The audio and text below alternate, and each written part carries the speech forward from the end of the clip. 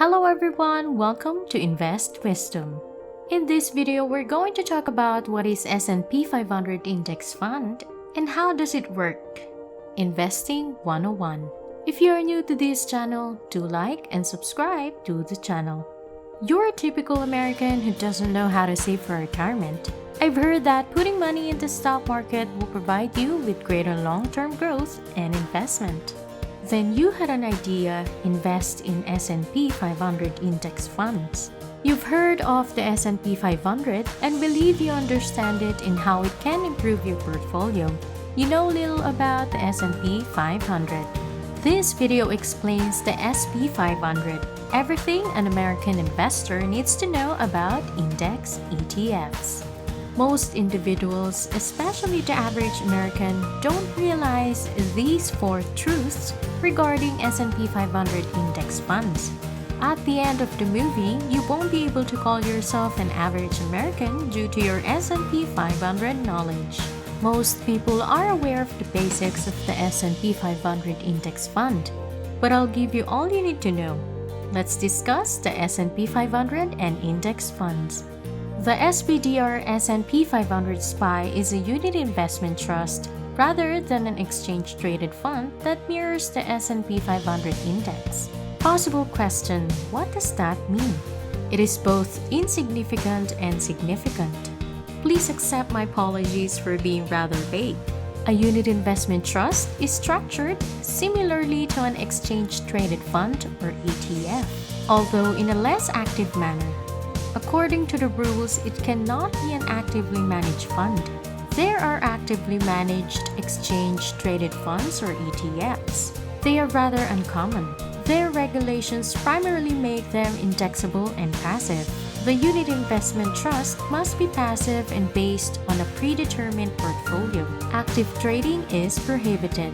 In addition, unit investment trusts have a predetermined end date, which means that by the year 2118, we will undoubtedly have flying cars and microwavable tablets that include a whole meal. In contrast, the unit investment trust known as SPY will be dissolved and liquidated in the year 2118. I assume there is a means to enlarge it, which is nothing extraordinary.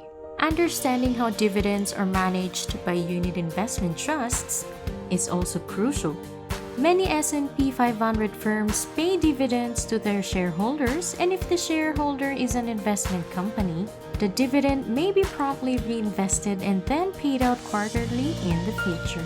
Due to the fact that companies pay dividends on a flexible schedule throughout the year, the dividends may be swiftly reinvested by the investment firm and then paid on a quarterly basis, with quarterly payments potentially yielding the highest returns.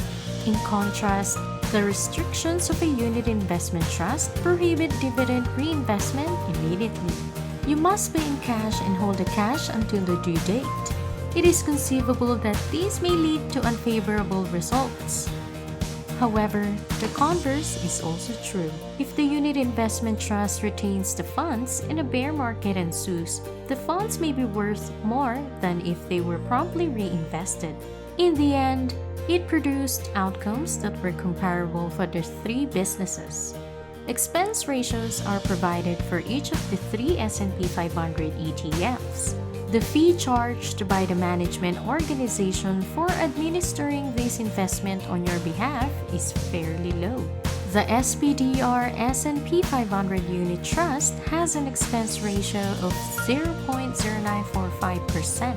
which means that $10,000 invested in this product will cost $9.45. It also has by far the most trading volume, and many investors use this strategy to hold S&P 500 options due to the volume.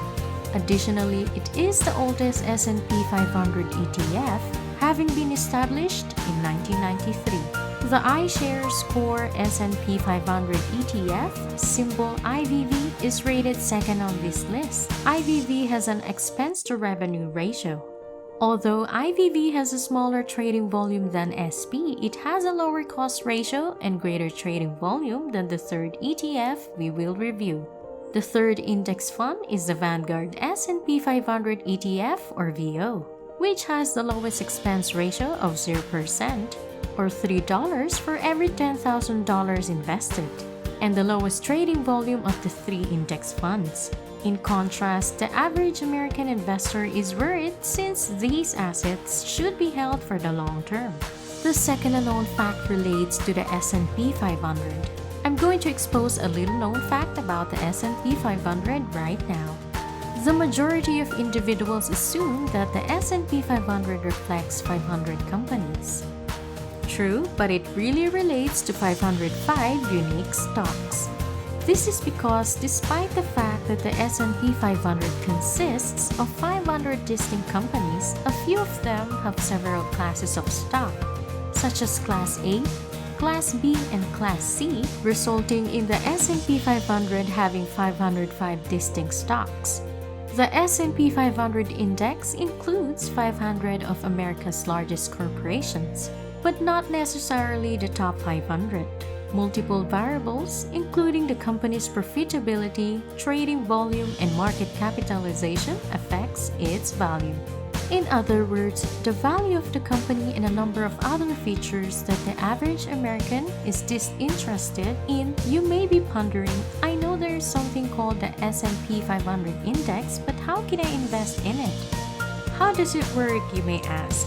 You must make a contribution to the SP 500 Index Fund, which will subsequently purchase shares in each of the 500 companies that comprise the SP 500. One of the most essential things to know when investing in the S&P 500 index is that you cannot outperform the market. You are following the market, which is not necessarily a bad thing given that the market has done well over the last 5, 10, 15, 20, or 50 years. Even though there will be ups and downs along the road, everything will work out in the end. If you like this video, don't forget to like and subscribe to the channel. The third unknown fact is that all S&P 500 index funds are, by definition, market capitalization weighted index funds. Even if there are 500 companies and 505 unique stocks, they are not all created equal, so not all 505 stocks are owned equally. The average dual investor works for companies like Apple, Microsoft, Amazon, Facebook, Google, Tesla, Berkshire Hathaway, Johnson & Johnson, and JP Morgan Chase, despite the fact that the index is comprised of 505 equities. These corporations own between 1% and 6% of it. Alternatively, some of the smallest enterprises manage up to 6% of the market.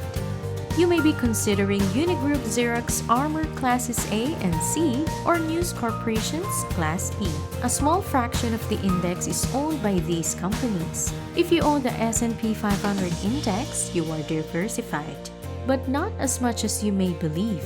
The top 10 holdings of the S&P 500 index are very similar across all types of mutual funds and index funds. You may own around 28.2% of the fund's assets, although the top 10 holdings account for more than 25% of the total. You are an average American who wants to invest in the S&P 500 index. There are 3 unique approaches to investing in the S&P 500 index. Investing in a mutual fund, often known as an indexed mutual fund or index fund, is the first alternative. The second alternative is to invest in an ETF. And the third option is to invest in a unit investment trust. For the time being, consider the distinctions between mutual funds, exchange-traded funds, and unit investment trusts. You may buy shares of a mutual fund at any moment throughout the trading day, but the price you get at the end of the day depends on the capacity of the investment business to reconcile all purchases and sales. You will thus get the same price at the end of the day regardless of when you make your purchase. On the other hand, ETFs and unit investment trusts, on the other hand, trade similarly to stocks in that if a stock is selling at $90 or $120 at 9 o'clock in the morning and you want to buy it at that price, you may do so. The Vanguard S&P 500 ETF, ticker symbol VO, iShares Core S&P 500 ETF, ticker symbol IBV, and SP VDR S&P 500 ETF Trust, ticker symbol SPDY, are the three largest S&P 500 ETFs. The fourth unknown fact is, regarding the S&P 500 index, I've long had a question, as I'm sure many other ordinary American investors. You will see that the three distinct companies, IVV, S&P, and VO, all have different prices for the S&P 500. Why, if they all follow the same index, do they all have different prices? Is it immoral for me to purchase shares in a cheaper ETF than another? Is it conceivable that I've been duped? Does the amount of value I get for my money vary based on the one I own? In reality, there is not much of a distinction. Although there are price differences, $100 investment in any of these ETFs will provide the same return since they all track the S&P 500. The actual performance of the 500 largest companies is now available. IVV is priced at $370.31 per share. VO is priced at $339.16 per share, and SPY is priced at $369.16 per share. However, an investment of $100 in any of these three ETFs will provide the same result. The most significant explanation for the variance in expenses is that they did not all start on the same day. The inception dates of these three ETFs are distinct. Consequently, firms with better potential for development will have a higher share price. Remember that the main difference between these three S&P 500 ETFs is their expense ratio. When dealing with enormous quantities of money, a VO or IVV is the best option. However, if you want to trade SP 500 options, a VO may be more advantageous. This video should have imparted some important knowledge. Please let me know if I addressed your questions regarding the S&P 500 if you found it informative. If you learned anything new, and if there are any other educational subjects related to dividend investing in personal finance that you want to learn about. Thank you for watching. I hope you have learned something from this video. If you like this video, do give us a like, subscribe to the channel, and comment down below. Thank you and goodbye.